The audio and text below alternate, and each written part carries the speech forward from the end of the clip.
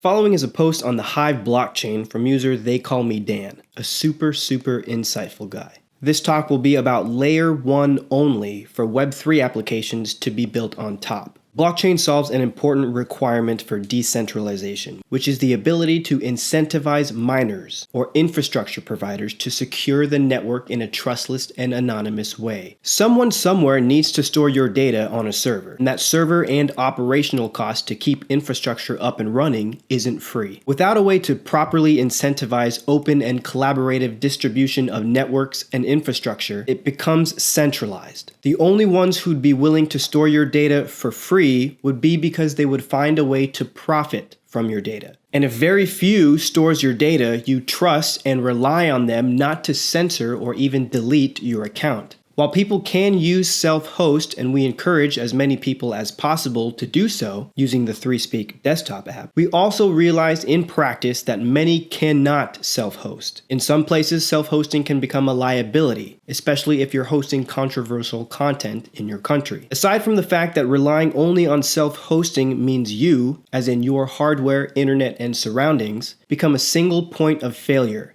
And if any one of them goes down, so does your content. In addition, increasingly, more people are using mobile devices, especially in developing countries where desktop computers are just not applicable at scale. More so, many cannot self-host due to resources or using mobile devices. Incentivized distributed technology encourages decentralization to form. Decentralization is akin to a scarce natural resource. This means it cannot be manufactured. It comes of its own. Therefore, one can only encourage the atmosphere in which decentralization can grow, similar to creating the right ecosystem for a living organism to grow. You can create the best technology possible that promotes decentralization. Still, it only matters the community ethos and willingness to join that community voluntarily. Communities are raw, spontaneous, free-willed, and naturally against being bought out or artificial circumstances. Therefore, the most talented developers, amazing artists, and overall independent people flock to authenticity. Why is decentralization so hard to manifest for coins? To create an atmosphere in which decentralization can form and sustain, it takes either a benevolent founder or a circumstance. Under circumstance, we're talking like an alien invasion-like scenario where the whole society bands together. Therefore, everyone is encouraged to join forces to survive. For the first circumstance to work, the founder must find a way to remain anonymous. Regardless of that figurehead stake, having a figurehead provides a potential centralizing force whereby the majority have a obedience to authority and blindly listen to the founder. No person is perfect, and any upgrades to the protocol thereafter should be on equal merit. Decentralization is to relinquish all power as much as possible. The founder or founders must not seek any credit or financial gain from their invention. This means you're asking an entity to build something that costs them time, energy, and money to then give it away for free without any strings attached. Moreover, the conditions in which the technology is given away must be such that the coin is not highly desirable at birth. The coin distribution must be bottom-up, community first, which is the opposite of the business class and general investing culture practice. Suppose the coin is highly desirable at birth. Even if the founder is anonymous and relinquishes all power, venture capitalists will easily accumulate the supply, thus creating a centralizing coin distribution. At birth, coins are usually at their cheapest or near their cheapest in perceived value. However, as time has gone by, we have seen that to be increasingly the opposite. Coins at birth have started to come out at extremely high valuations. Large venture funds are hungrily awaiting to buy up the supply, whereas smaller participants cannot compete. So even if a benevolent entity were to arise and gift us with amazing technology for free, there would still be a need for the right circumstances that are outside anyone's control. If decentralization cannot be forced into reality, the next best option would be to join what decentralization exists today in Web3. Even centralized coin distributions with known founders with large pre-mines can have a community that rallies around the benefit that the technology brings. While centralized due to coin distribution, communities can break away due to the nature of open source software. Communities can easily fork and start anew. Community forks are encouraged to manifest when an outside force attacks, aka money attack. where the attacker gains enough resources to brute force rule the network, or a hostile founder who retained power over the network via a pre-mine decides to harm the network. This is rare because it's counterintuitive to want to destroy your own investment by attacking it. Compound this with the need for a community that is strong and united enough to break away from centralizing rule and sustain itself without any centralized source of funding. If the founder is liked and acting benevolently, the community under the founder is generally okay living in centralized conditions due to the trust in the founder. In the event of a community fork of open source software, the participants in the attack on the network can have their coins excluded on the new blockchain, leaving in theory a balanced coin distribution where no one entity has a controlling stake. Web3 needs organization. Since reward incentives are needed to encourage a foundation of decentralization to occur, the most important aspect of any network is how well distributed the coin is. These key aspects of a coin's birth are needed to ensure decentralization is encouraged. An anonymous founder, or better yet, no founder. Community created. No pre-mine. No pre-mine or token sale of any kind. Fair and open access to all for a chance to earn the coin from the start to finish of the coin's distribution. And the coins need to be distributed widely across many countries and cultures. The key part to note here is you can't buy a community. Quite the opposite. The coin should be seen as valueless for as long as possible. This ensures it's not gobbled up by opportunist venture capitalists early on. The coin should also have a clever distribution method, one that it encourages distribution far and wide. The best time to ever launch a crypto network is first or early on. Early crypto coins can circulate without much value or none. They can go relatively undetected for vast amounts of time and create a network of early enthusiasts who like the technology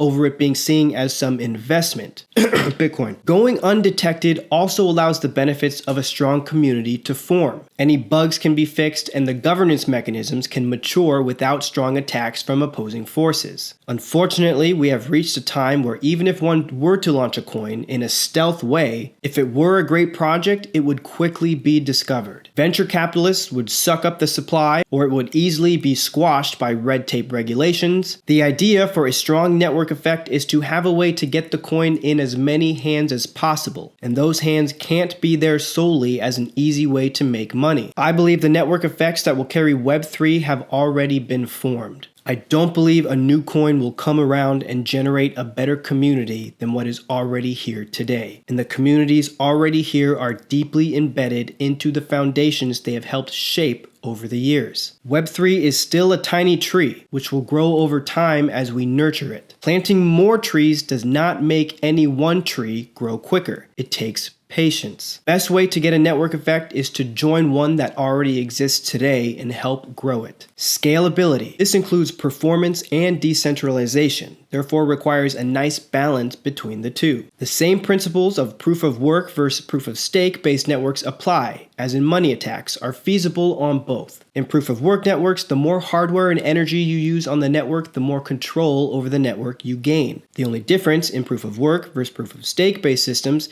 is if a proof of work network were ever taken over, the community would not be able to fork out the attackers in a meaningful way. The attackers can deploy the same attack on the community again. Since the community does not benefit from hardware sales outside the system, each successful attack leaves the community weaker than the last. Whereby on proof of stake based systems, the underlying asset must be purchased in a money attack, which then enriches the community of coin holders being attacked. The successful attack on a proof of stake based network leaves the community stronger than the last. The proof of work network that reaches critical mass would be the hardest to take over, but cannot pivot as easily if ever corrupted. However, a proof of stake based system may to some degree be more vulnerable to a brute force money attack versus a proof of work network. It can more easily pivot and survive in the face of overwhelming sustained hostile takeover attempts of the network. Therefore, I will focus primarily on Web3 governance models that can scale to handle applications to be built atop in this talk. Node count. When a country or company is formed, you don't have 100,000 presidents that all have to agree before they could act. It's because having fewer people in charge is much more efficient. To achieve scalability here, we would need to have 100,000 people vote on one person they believe can do the job best. Therefore, it would be more efficient to have stakeholders vote on those they trust the most to secure the network. However, while having everyone vote on the person to run the network would be most efficient, it would also be the most vulnerable. So the network should decide on at least a dozen or more nodes that reach consensus together. For example, you can have 20 nodes of the network and hundreds of backups ready if one of the 20 goes down, all voted on by potentially every stakeholder. When talking about staked-based systems, node count becomes much less important, if not irrelevant to an extent. For example, if someone needs 51% of all voting coins to take over the network, then both elected and non-elected systems have the same point of failure. Moreover, if both elected and non-elected systems have a balanced coin distribution in which no single entity has a controlling share, both are arguably close in censorship resistance. The primary way to take over a stake-based network is to have a controlling stake. There is virtually no circumstance where 20 elected nodes needing 2/3 majority to pass new changes on the network could conspire to take over the network because they are voted in by many different stakeholders. There are many real-world examples of nodes with a smaller stake being elected in consensus by larger stakeholders. Therefore, assuming a correct balanced coin distribution, if any attempt by elected nodes to collude or be coerced into harming the network, both stakeholders and backup nodes, naturally incentivized into holding consensus to account, would instantly vote out corrupt nodes. However, on the contrary, in an unelected system, many nodes can collude behind the scenes and cannot be voted off. This means harmful nodes can lurk in shadows and strike more unpredictably, and can't be held to as much of an account, compared to an elected node who must earn the reputation of being a good node to be voted in, which is hard to earn but easy to lose. Contrary to unelected systems where nodes can pop up like whack-a-mole and are essentially anonymous to reputation, elected systems are anonymous, meaning no ID is needed to run the network. Yet reputation can be built using an anonymous persona. The ability to gain reputation yet remain anonymous means you can be held to account yet don't become liable to the network via a known point of failure. While doxed nodes have an edge to gain a better reputation and become overall more trustworthy, it does come with more risk. Freedom of choice. More so, the ability to coordinate, organize, and move as one is essentially impossible on unelected networks. Elected networks force strangers and friends to collaborate and work together much quicker, and speed is paramount in any hostile takeover event. You must avoid mob rule. One person, one vote. Stake-based votes can be used. To avoid the rich getting richer, the stakeholders vote on network nodes instead of just sitting back and collecting the network fees themselves. While stakeholders can vote for themselves, they will require more outside votes to become consensus nodes. Thus, they will need to show the other stakeholders that they are trustworthy and useful and consistent. Elected node systems provide the foundation for scalability. The social layer. The most important layer to sustain decentralization is layer 0. If layer 0 is made of humans, we need to make sure communication is a top priority. Having in-house communication, where one can post permissionless any time of the day without being censored, is especially important. And we need Web3. I believe any Web3 community needs 3 things built into the scalable technology. Account ownership. This includes all content, supporter, community list, and coin balance. All of this must be decentralized and secured. 2. A decentralized exchange. This includes the ability to create liquidity pools and DEX skins, which tie into an unbiased technology in which the DEX skin can set the fees. 100% customizable DEX gateways for each community are tied into a larger DEX that is stake-based controlled. Number 3. A social layer. This includes the ability to create breakaway communities, the ability to communicate with all stakeholders in a censorship-resistant, permissionless way 24/7, 365, rain, sleet, or hailstorm is critical to the survivability of any ecosystem. You need to own your account, your exchange, and the ways you communicate. This means that the community is 100% self-sufficient and relies on no outside centralized technology. If your tech stack is missing any of the above, you've left yourself a major attack vector that will end up being a major liability in the future. For instance, without having on-chain communication, we would be vulnerable to being silenced, siloed, and overall fragmented. YouTube. There is no way you can organize an emergency fork on an international 24/7 network if you're not completely organized. DPoS compromises stakeholders. Therefore, every stakeholder needs access to what is being communicated by the witnesses and other stakeholders. Communication blackouts for even a few days could be catastrophic to a network under attack. Moreover, you're unable to transfer value from one person to another in a trustless way. You severely handicap yourself. When crypto assets become more prominent, more widely accepted, there will be a day you won't need to sell your crypto. You could potentially live 100% inside of Web3, earning interest on your stablecoins, have the ability to spend on goods and services, all without relying on centralized payment processors. Wow.